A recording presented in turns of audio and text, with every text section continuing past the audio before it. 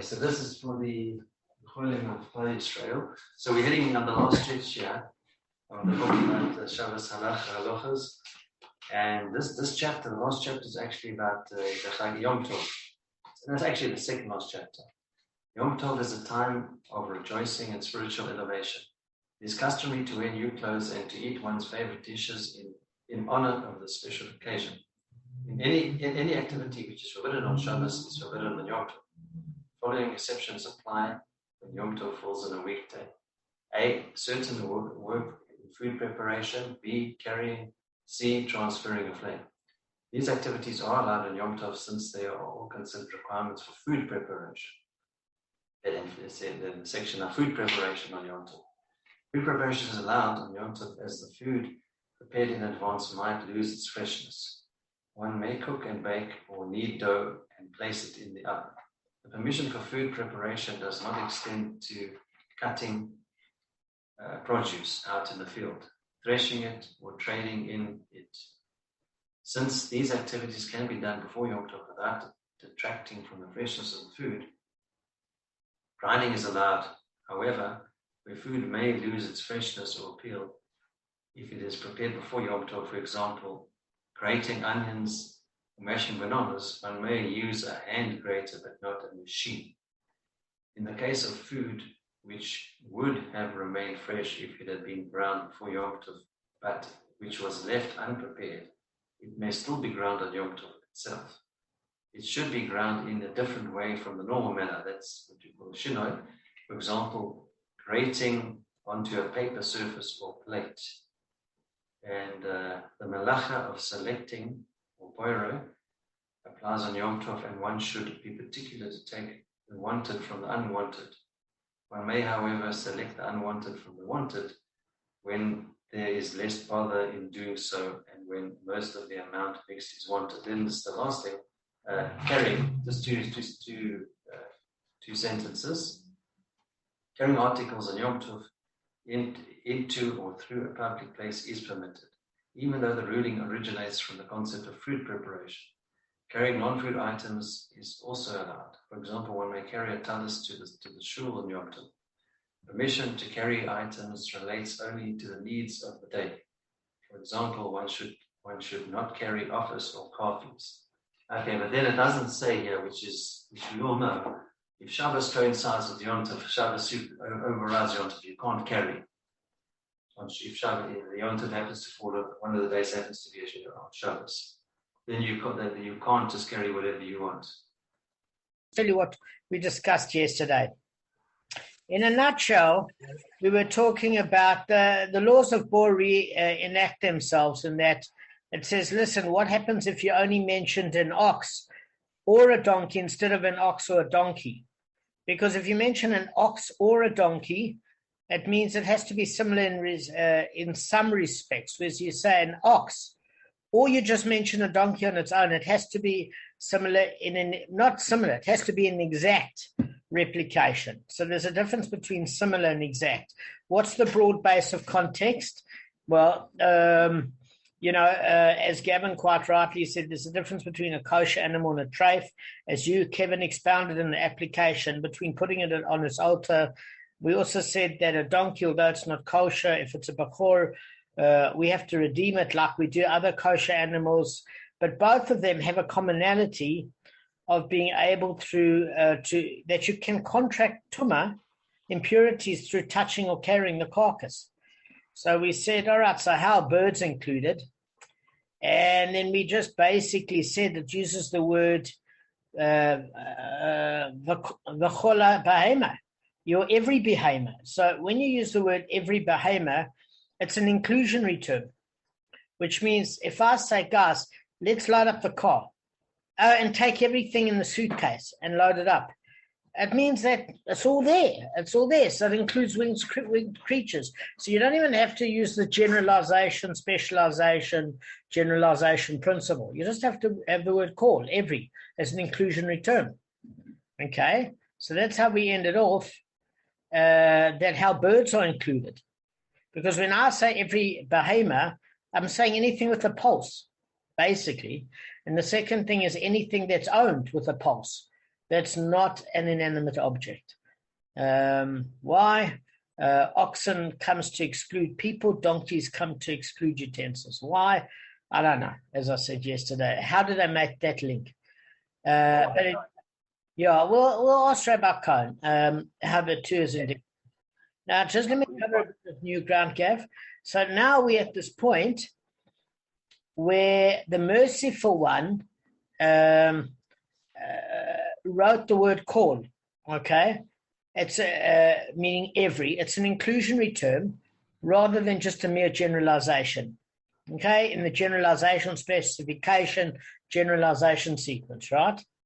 So what the Gemara asks, okay, so if you write it as an inclusionary term, what about this concept of Ma'aser Sheni? Now, does anybody know what Ma'aser Sheni is?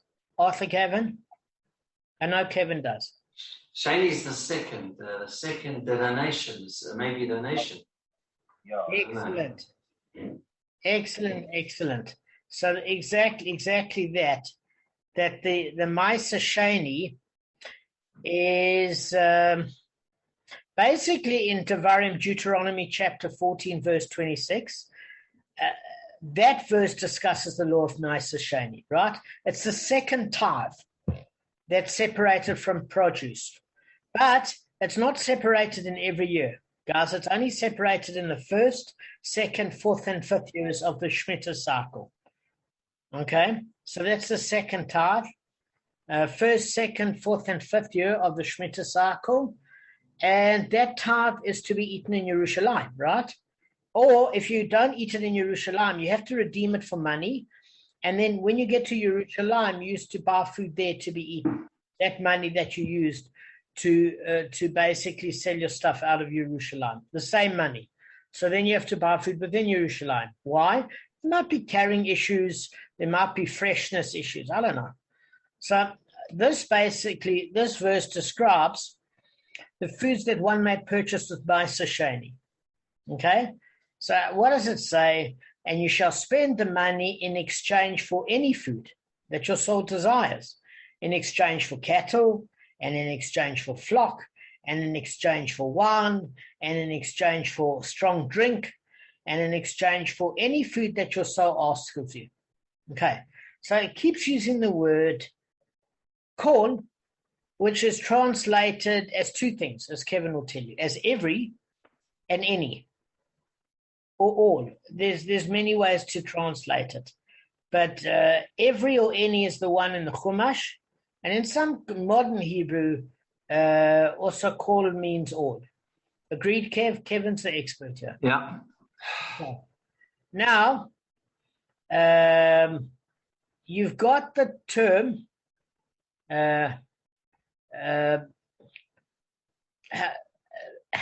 so now that you've got that term, it's asking you, right, with regard to Ma'aser Sheni, the second tithe, we find the word call is written. And then we don't understand why you would expound it as a generalization, specification, generalization, or in Kedushin in the 21 daf, it discusses expansion, constriction, expansion, whichever way you want to describe it. It basically, in essence, says the same thing. So what I'm saying is if you've got the word call, which means any and every, why would you need to have the generalization, specialization, generalization? That's what they want to know. Guys, do you have an answer?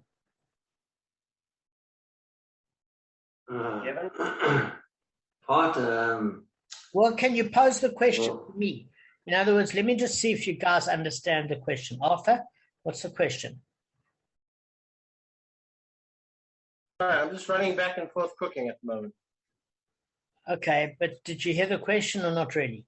Yes, about why is generalization specific, general specific? I mean, general specific general. No. Okay, maybe I misheard it. I know you did. Maybe I'll get my headphones so I can get closer while I'm at the panel on the other side of the house. I can hear it. Perfect. Let me hold for you. Perfect. I'm here to catch everybody. I'm going to find you. I told you they don't ask me questions. I'm not feeling well. I'm trying my best. Gavin will get. Gavin, you know it. You get it. You get an amazing return on questions answered, and more than both Arthur and I combined. Kevin, do you know the question? Give me the question. Maybe I'll give the answer. You can give me the question. Give me the answer, and I'll give you the question. Somebody give me the question, and I'm about 80% sure I can give you the answer, but I need the question. Why do they use all? Thanks, What does it fit in with? Or is that the question? No. Why? Where does generalization, specification, generalization fit in? No. Going up. No. Gav, then just keep quiet a sec if you can't answer. Just give me a sec then, at least. Sorry, I read that. All right, listen, I'm just battling to shout over you, that's all. Listen, okay, so Gavin isn't feeling well. He's had a really rough time with medication, and I'm not giving him an easier time. So what I'm saying is here, guys, you've got two concepts. You either have the generalization, specification, generalization, which means it's a general term you're talking about, it like shall fall in the pit, and then you mention the specification, the ox or the donkey, and then you say another general statement, and the owner shall pay and make restitution, the owner of the pit to the person that owns the creature, another generalization. So when you have that principle, you're going from general to specific, and then you're only dealing with the specific. In other words, you're saying you have liability to pay for this specific item. So general liability is specific. Now, when you go back to generalization, you don't go to generalization of pure randomness. You go expansively within the context of that parameter. Does that make sense? In other words, maybe other living creatures, if you're going very wide expansively, but you're still, Kevin, excluding utensils. That's number one. Even if you go wide, you've still excluded utensils, right? Or if you want to go a little bit of a notch, one step up, you including only mammals because they convey tumor with their body, but you're excluding winged animals. But you still have to have a certain constraint within the specification. Fine. So that's how you bring in other things from generalization, specification, generalization. So it's saying that, fine, now that we understand that, then we learned about call. Call means every and any. And what does Kevin say that meant?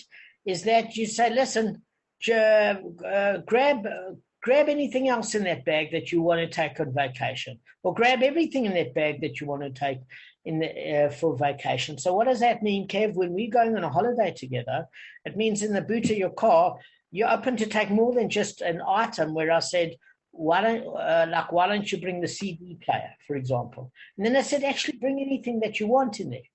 So in other words, it opens it up with the minute we use the word call to select other items within that suitcase, for example, within that suitcase. So it's saying, if that's what call means, with regards to my Sashani, this seems to be a proof against that, because it's got the inclusionary term all, as I explained to you, where it says, and you shall spend the money in exchange for any food, because whenever you have the word every or any, which is the word call, if I say take any food, it means you can take any of it, all of it, some of it. It means you're including other things that your soul desires in exchange for cattle, in exchange for flock, in exchange for wine, in exchange for strong drink, in exchange for any food that your soul asks. So it's saying, since you've got that inclusionary term of call, why then would you need the generalization, specification, generalization? So let me bring it in that pasuk where you've got that concept. Okay, then we've got a question. So what's the question? The verse starts off, guys, and it says, and you shall give my Sashani money in exchange for any food that your soul desires. Is that a specification or generalization when it starts? Generalization. Why? What gives it away? Good. What? Oh, good. Can have anything. Any. Exactly. Because you can have any food that your soul desires. Exactly. That's exactly it. Then the Torah states, in exchange for cattle, and in exchange for flocks, and in exchange for wine, and in exchange for intoxicating beverage. Now, is this general or is it specific? But he's narrowing it down. Correct. Now That's specific. And how do we know this? Because it's mentioning certain items. It's not vague. It's very specific. It can be more than one, but the specificity is related to some choice selections. Exactly. You guys are spot on the mark, right? So then we had a generalization that started off. Then in the middle, there was a specification. And now the Torah concludes, and in exchange for any food that your soul asks of you. So it's firstly it says any food that your soul desires, then it mentions specific foods, and then it ends off and says any food that your soul asks of you. Okay, so it's gone back now to a generalization. So that's how we get the specification, the generalization, the specification, and the generalization. Okay, so then the Gemara says, since we know that, okay, we want to know why the need for the word call. Because you don't need an inclusionary term then, because we got this principle. Why would you need an inclusionary term? Or why would you, does that make sense? Either the inclusionary term is redundant, or you don't need a generalization, specification, generalization. Okay, why? Because what's the rule? That when the Torah states a generalization, and it's followed by specification, and that's all there is, okay? You can assume that the overall law is to include only those that are similar to the specification. In other words, we said tunneling into that selection. Talk about general principles, and then you hone in, you're only talking about that particular specification, okay? So if I'm talking about insurance coverage, and then I use the term within the borders of South Africa, all of a sudden then any foreign sort of insurance coverage is excluded because I've narrowed down the choice. Right. So that's clear. Now that's the rule. Now, then when we add a general, so I'll give you an example. So how do we know this? And then if it's, so far we had specification. Now let me just give you an example of specific food that's mentioned. Okay, the Gemara says it's fruit from fruit. What does the Gemara mean, Kevin, fruit from fruit? Is that it's not talking about water here. It's saying fruit juice or wine is made from? Grapes and fruit. Grapes, exactly. So it's saying it's fruit from fruit. It's liquid fruit derived from solid fruit. Okay? So now that's the specification. And the other part of it is and nourishes from the ground. Okay? And that may be purchased with Maisa Shani money. So let's just discuss what grows from the ground. So grapevines and date palms grow directly from the ground. So that's the sort of fruit product you can take. And you can also eat only animals that partake of food from the ground, which is obviously cattle, flocks, etc., and plants that grow from the ground. That's in Eruvin in the 27th daf. So what would that exclude? Well, obviously it excludes non-kosher animals, because non-kosher animals can be animals that are carnivores, that eat other animals. So if it's not eating from the ground, you've got a problem. And then what happens if it's eating from a tree? Well, those trees grow from the ground. So even if it's eating foliage, it's still eating from a ground-based product, to the degree that when we don't know the brocha, if it's ha'etz or adamah covers you for a ha'etz, by the way. I don't know if you know that in terms of halacha. So what does it exclude? Obviously, it's not talking about treif animals. It doesn't even have to say that you can't eat it. it's excluding from Ma'aser Sheni certain other foods that are kosher. Fish. Fish don't eat from things that grow from the ground. They eat from the ocean. So part of your Ma'aser Sheni cannot be fish. Okay? Another thing that you can't have, for example, is, I'm just waiting for Gavin to come back. I'm listening to you. I'm sorry. No, it's just two people missing from the screen. I'll wait a minute. Sorry, I didn't want to disturb you because I can actually hear you. I actually turned something on. Can you hear me okay? Can you hear me okay? All right. So, Gav, what you can't use for Ma'aser Sheni is you're not allowed to use fish. You can either give an animal or certain grains, etc., but not fish because it doesn't eat from the ground. And you can't give mushrooms because the bracha on mushrooms is she'er kol. It eats off manure. It doesn't grow from the ground. It hatches within the ground, like truffles or things like that. You can't also obviously have water because water comes from water, doesn't come from fruit.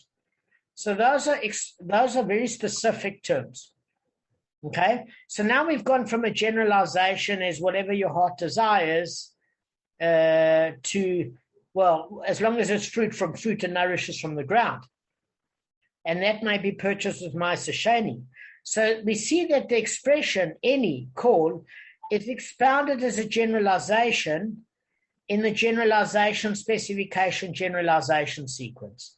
So it was saying that, how do we know it goes back to a generalization? Because it ends up saying, using the word called, and any food that your heart desires. So it says it in the beginning, but then it focuses, and then it has to say it again. It's an inclusionary term to say, well, anything else that you want as well. In terms of whether you allowed fish and water and things like that, probably not. It probably would have to be in the category of kosher mammals and things that grow from the ground, but not the examples only mentioned there. Not necessarily beverages from wine. You might want normal fruit juice beverages. You might want other kosher animals and not necessarily cattle. Does that make sense? So then it expands it within certain constraints. It doesn't say whatever your heart desires. What if it desires treif? And it doesn't include fish. Okay, you're falling asleep, just one sec.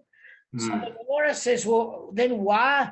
I'm confused, the Gemara says. Is it meant to be a generalization, specification, generalization concept? Or is it the term call, which is an inclusionary term? Which is it? I'm still confused. So the Gemara says, look, there is two different terms that's used. There's the word bechol, which has the same letters as call. It's how you pronounce it. Kevin will tell you. It's exactly the same letters. So bechol means in any, and the term call means every or any. So the term bechol is a generalization. So in other words, if I'm using the term, how does it say it? It says, and you shall spend the money in exchange for any food. That is a generalization, okay? In exchange for cattle and in exchange for flock. Okay, so the in any is a generalization within that category, but when it uses the term call, every or any, in other words, for any food that your soul asks of you, that's an inclusionary term. So again, call is an inclusionary term. Bechol is a generalization term. That's why you need both in this case. Is that you could prefer to say that the term call is expounded also as a generalization. Why? Because the term call, every, in other words, it's stated regarding the verse of the Shabbat, okay, in the latter version of the Ten Commandments. And there it's used to expound as an inclusionary term. What do we mean? I'm going to share it now. Because if the merciful one wished to indicate a mere generalization, he could have written what, guys? Your behemoth. because that's what was written in the first version of the Ten Commandments, okay? And instead, in the latter part of the Ten Commandments, in other words, when it is repeated by Moshe Rabbeinu, Hashem wrote the word every behemoth. So you must learn from this that it's meant to be expounded as an inclusionary term, teaching that all living creatures must refrain from working on Shabbat. Okay, now I'm going to show you the two different verses. Okay, first thing is I'm going to share my screen, and then I'm going to show you the two verses. Okay, Arthur, would you like to read? I'll get Kevin to read the next. In about a minute, because I'm just switching on my computer. This thing's as tiny as a... No, okay, I don't need to put pressure. You're cooking, Gavin, read. I'm on my phone. I'll go and I'm logging in. No. Yeah. I don't want to create pressure if you're busy cooking, mate. No, I'm finished cooking. I'm in my office. I'm setting up my computer now, so I can go into WhatsApp. But I'm doing it from my phone.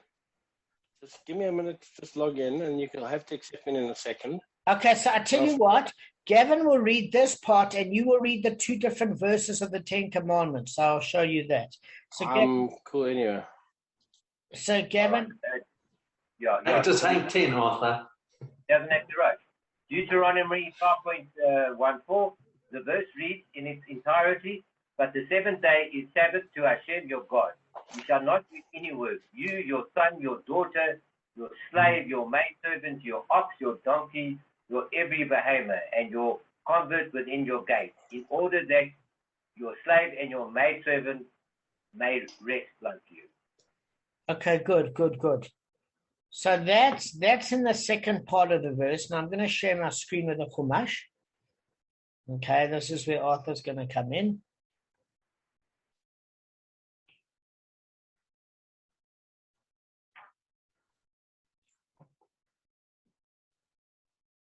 Did you get my joke, David? Yeah, I did. It's just like we need to make a bit of progress. Okay. Yeah, sure. Arthur, tell me when you're in. No, Damon, I wanted to actually get that from the book with the verse you just read now. I was thinking about it, but you beat me to it. So just what that Gavin just read. Okay, well, that's cool. Okay. Got it. Yeah. Okay. So listen, there are two different verses.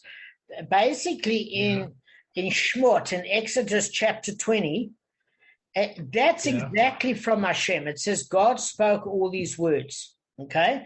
Now, if you have a look in Deuteronomy, okay, chapter 5. Yeah. It's Moshe Rabbeinu conveying what Hashem said to the Jewish people. Okay. Because it says, face to face, the Lord spoke to you on the mountain of fire. I stood between the Lord and you. So who do you think is speaking there? Moshe. Yes, because otherwise the Lord would say, I'm speaking to you.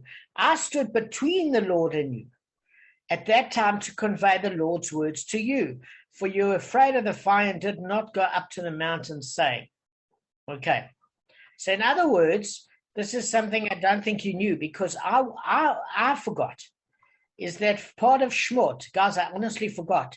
The part of Shmot of the Ten Commandments was Hashem speaking to the Jewish people, and before, and then in Deuteronomy, it's Moshe teaching the Ten Commandments that Hashem spoke to the Jewish people of. Also, you have a first set of commandments, Arthur, and you have a second set of luchot.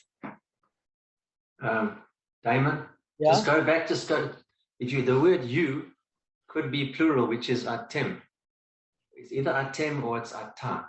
Just go back there. Then if it's atem, then it's the Jewish people, the you plural. Can you just go back there for 1 sec? I don't want to take you. No, go up. Sorry, go up. With the one what you just said, you. Ata, not atem.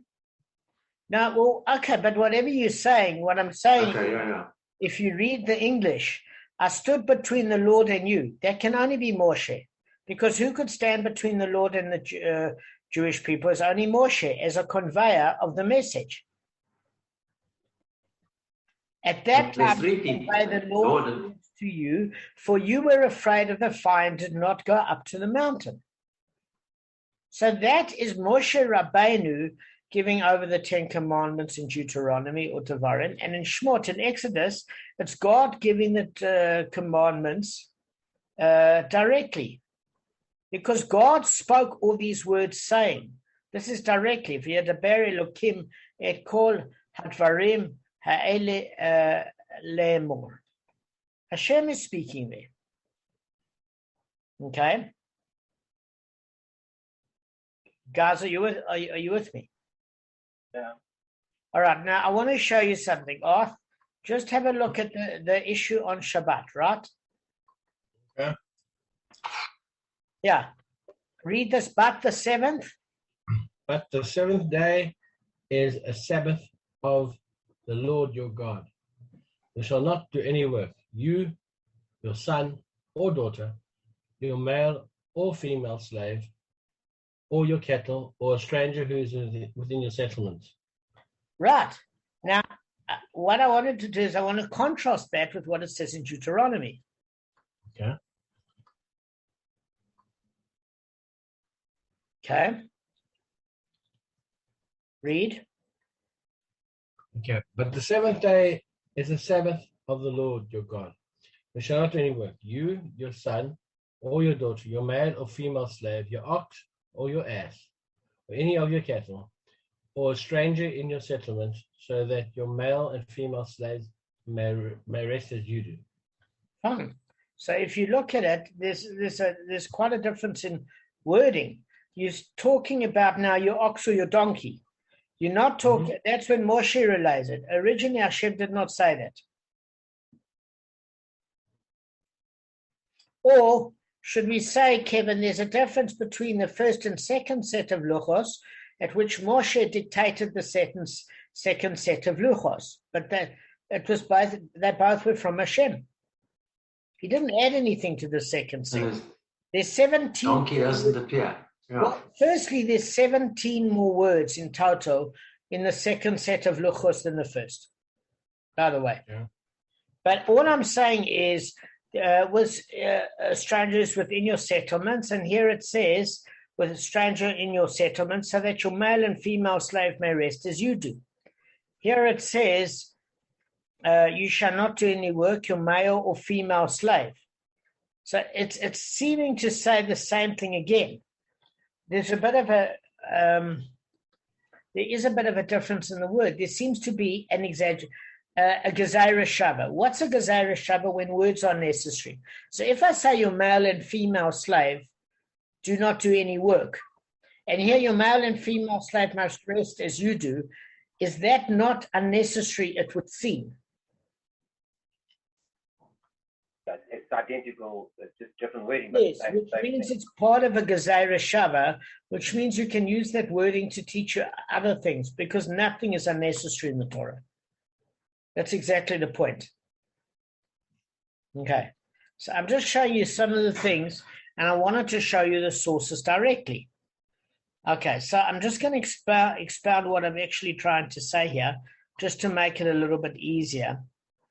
So basically, in the second set of the luchos, it is slightly different, right? So, in other words,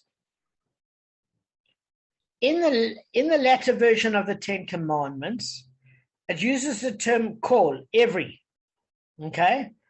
And why? As an inclusionary term. Because if the merciful one, it says, wishes to indicate a mere generalization, he could have written simply your behemoth, as it is written in the first version of the Ten Commandments. And instead he wrote your every behemoth in the second set of commandments, to learn from this that it's meant to be expounded as an inclusionary term, teaching that all living creatures must refrain from work on the Sabbath.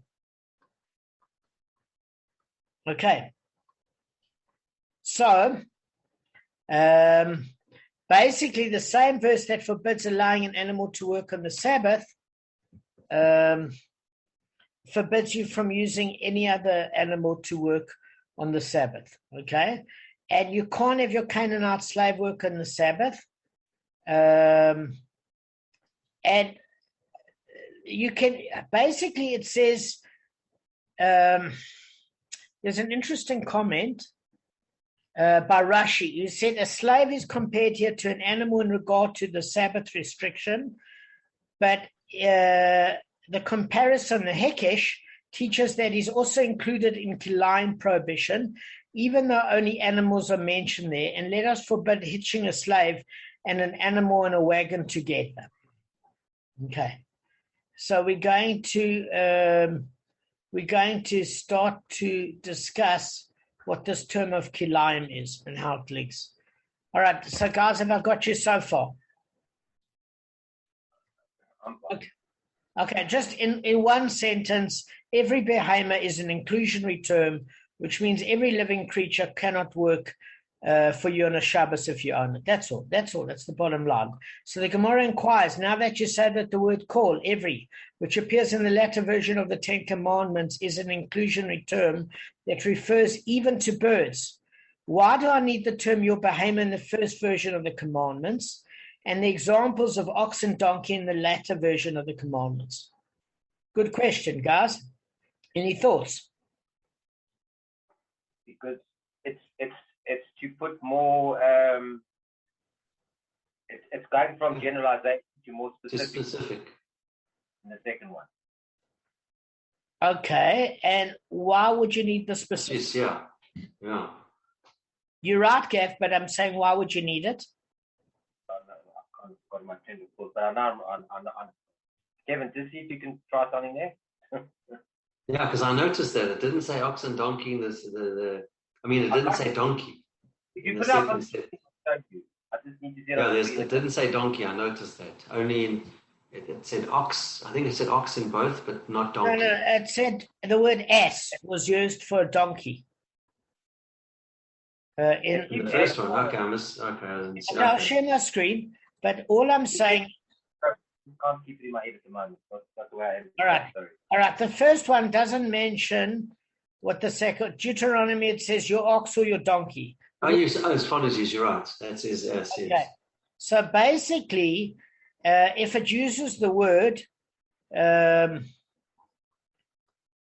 The previous, does it just say slave? Does it say male and female as well there on that one?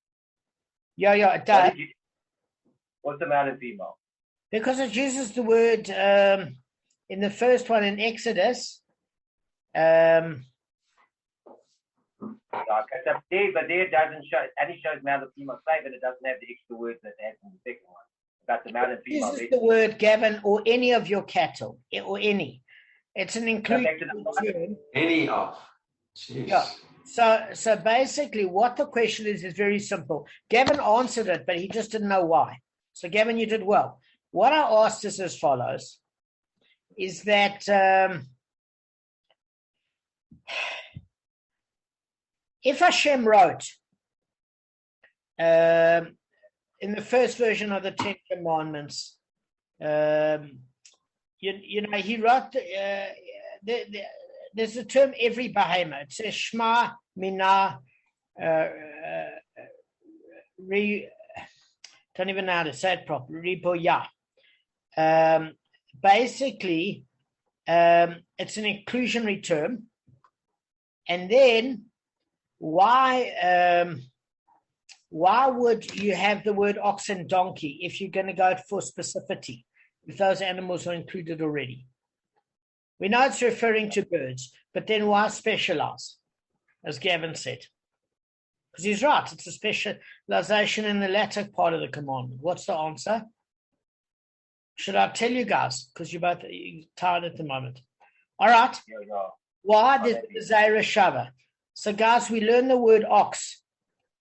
And there's an ox, and there's the word ox that appears unnecessarily, and the word ox that appears unnecessarily, and it links the prohibition of work on the Sabbath to the prohibition of muzzling an ox while it's threshing.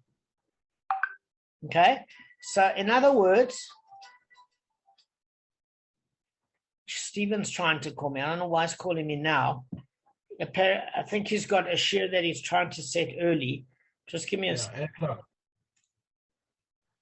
Just tell him we busy till 9. He must wait till 9. Oh, busy in the share, Stephen. Unfortunately, we can't help you at the moment.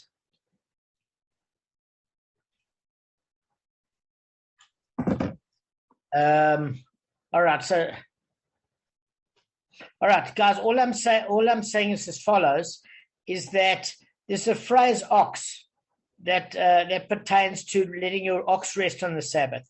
There's a gezerah shava. You don't need, exactly as Gavin said, if you're saying every animal, you don't need the word ox. So it's free to be able to use it as a gezerah shava, and free for the ox of threshing that you can't put a muzzle on it.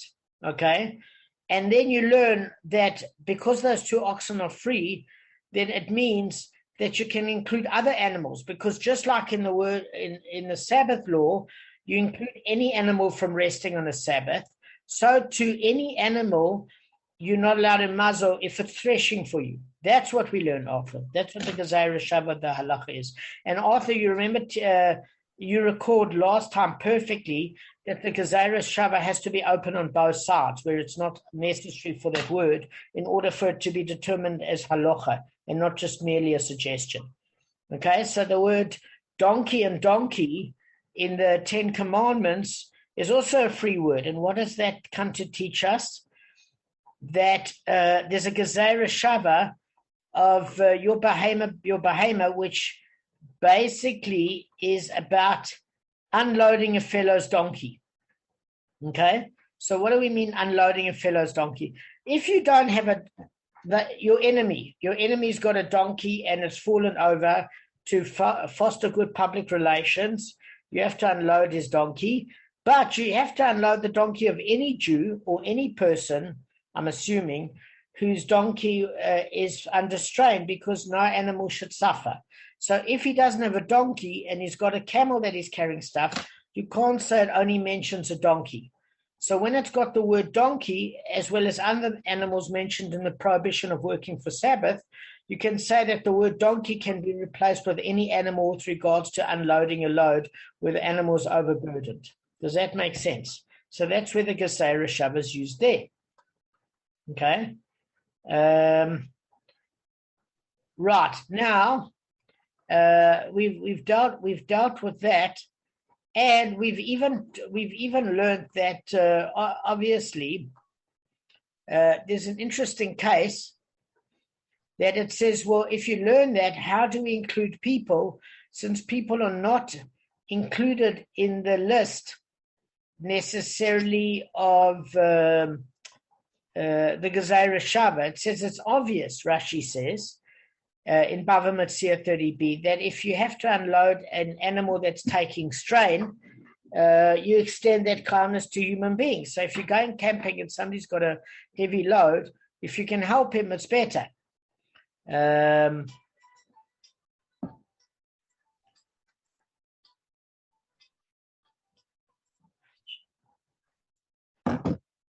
All right. So, guys, basically, in summary, the inclusionary term every behema teaches that the prohibition against having one's animal work on the Sabbath pertains to all living creatures. And then we've learned by various means of gezerah shavas that all creatures are included in the prohibitions of kilayim and muzzling an animal when it threshes, and in the commandment to unload a struggling beast. And although humans are similar to animals in regard to Sabbath restrictions, they're not compared regarding other prohibitions. What do we mean? Is the Gemara objects the linking of the work of the Sabbath to plowing with kilayim. Okay? Because when it teaches the word with the gezerah shava, the Ten Commandments, your behema, we learn that there's a gezerah shava with kilayim, that you can't mix two animals of different species together. So the Gemara says, well, there's a problem with that, because the scope of the prohibition against plowing with diverse species is derived from the prohibition of working on the Sabbath. Then every person should be prohibited to pull a plow or wagon together with an animal, just as he is prohibited to work on the Sabbath. Why then did we learn in a Mishnah a person is permitted to plow or pull a load together with all of them? In other words, any species of animal. So we're going to get to that tomorrow.